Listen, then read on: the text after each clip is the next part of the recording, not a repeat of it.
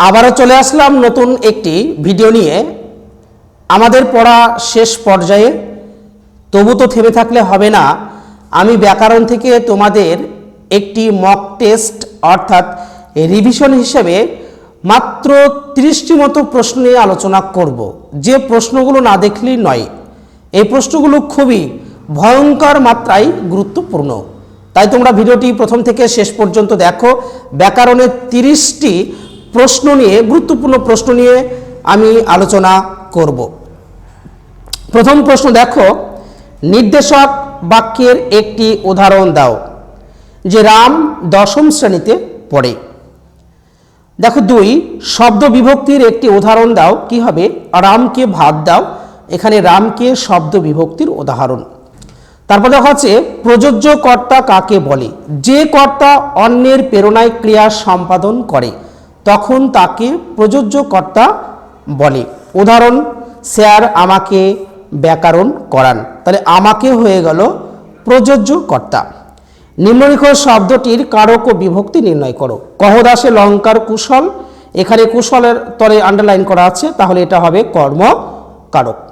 তারপরে দেখো আছে 2-4 সম্বন্ধ পদ কাকে বলে? বাক্যের সমাপিকা ক্রিয়া ছাড়া অন্য 2 পদের মধ্যে সম্পর্ককে আমরা সম্বন্ধ পদ বলে থাকি।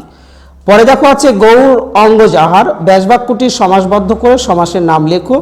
গৌর অঙ্গ যাহার, এটা বহুব্রীহি সমাসের উদাহরণ হবে। তারপরে কর্ম কর্তৃবাচ্য কাকে বলে? খুব ইম্পর্টেন্ট। যে বাচ্চে কর্তা থাকে না, কর্মপদটা কর্তৃ হিসাবে কাজ করে, তখন তাকে কর্ম কর্তৃবাচ্য বলে। পরে প্রশ্ন, বাবুটির স্বাস্থ্য গেছে কিন্তু শখ 16 আনায় বজায় আছে। সরল বাক্যে পরিণত করো। বাবুটির স্বাস্থ্য গেলেও শখ 16 আনায় বজায় আছে।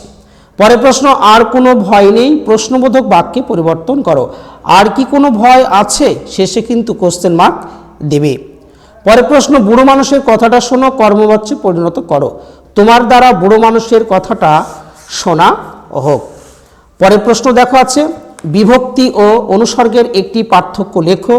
বিভক্তির নিজস্ব অর্থ নেই, কিন্তু অনুসর্গের নিজস্ব অর্থ আছে। পরে প্রশ্ন, মন্দিরে বাজছিল পুজোর ঘণ্টা। এখানে মন্দিরের তলায় দাগ আছে, এটা কারক বিভক্তি নির্ণয়। মন্দিরে অর্থাৎ কোথায় মন্দিরে, অধিকরণ কারকের এই বিভক্তি হবে। পরে প্রশ্ন, ব্যাসবাক্য সহ একটি দ্বন্দ্ব সমাসের উদাহরণ দাও। জায়া ও পতি সমান দম্পতি। এছাড়া হাট বাজার, জামা কাপড়, এগুলো সবই দ্বন্দ্ব সমাসের উদাহরণ হবে। মেঘে ঢাকা শব্দটি ব্যাসবাক্য সহ সমাসের নাম লেখো। মেঘে ঢাকা অলোপ তৎপুরুষ সমাস। বিধি ও প্রসারকের একটি উদাহরণ দাও। যে রাম দুবরাজপুর প্রাথমিক বিদ্যালয়ে পড়াশোনা করে। ঠিক হিসাবের মতো জামাটি না পেলে ও স্কুলে যাবে না। যৌগিক বাক্যে পরিবর্তন করো। ঠিক হিসাবের মতো জামাটি পাবে, নচেত ও স্কুলে যাবে না। কর্তৃবাচ্য কাকে বলে? যে বাচ্চে বাক্যের মধ্যে কর্তায় প্রাধান্য পায় এবং ক্রিয়া তার অনুগামী হয়, তখন তাকে বলা হবে কর্তৃবাচ্য। তারা আর স্বপ্ন দেখতে পারল না। ভাব বাচ্যে পরিবর্তন করো। তাদের আর স্বপ্ন দেখা হলো না। অলোপ সমাস কাকে বলে? যে সমাসের সমাসবদ্ধ পদে পূর্বপদের বিভক্তি লোপ পায় না, তাকে বলা হবে অলোপ সমাস। সে তখন যেতে পারবে না, হ্যাঁ বাচক বাক্যে পরিবর্তন করো। সে তখন যেতে অপারগ হবে। তো দেখতে থাকো প্রথম থেকে শেষ পর্যন্ত, তোমরা রিভিশন করো। দেখো এখান থেকে একটা ভালো ফল কিন্তু তোমরা পাবে। পরে দেখো আছে তির্যক বিভক্তি কাকে বলে?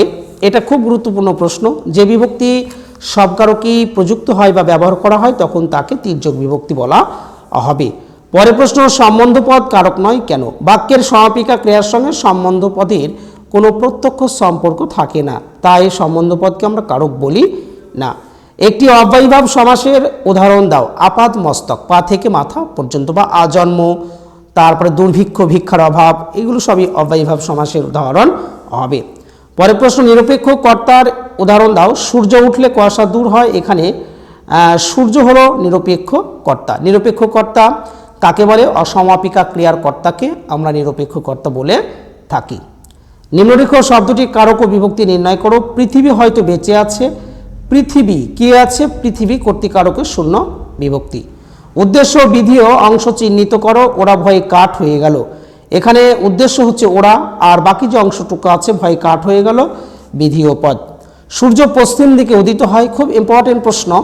বাক্য নির্মাণের কোন শর্ত এখানে লঙ্ঘন করা হয়েছে? বলবে এখানে বাক্যের যোগ্যতা লঙ্ঘিত হয়েছে। বহুরূপী শব্দটির ব্যাসবাক্য সমাস নির্ণয় করো। বহুরূপ যার বহুব্রীহি সমাস এটা।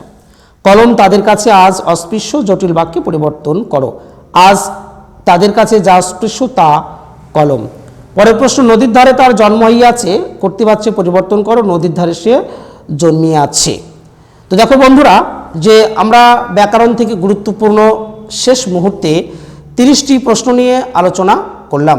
এই প্রশ্নের উত্তরগুলো তোমাদের যদি ভালো লেগে থাকে বা ভিডিওটি তোমাদের যদি ভালো লেগে থাকে তাহলে অবশ্যই আমাদের চ্যানেলটিকে সাবস্ক্রাইব করে সাথে থাকবে। সকলকে ধন্যবাদ, সকলে ভালো থেকো।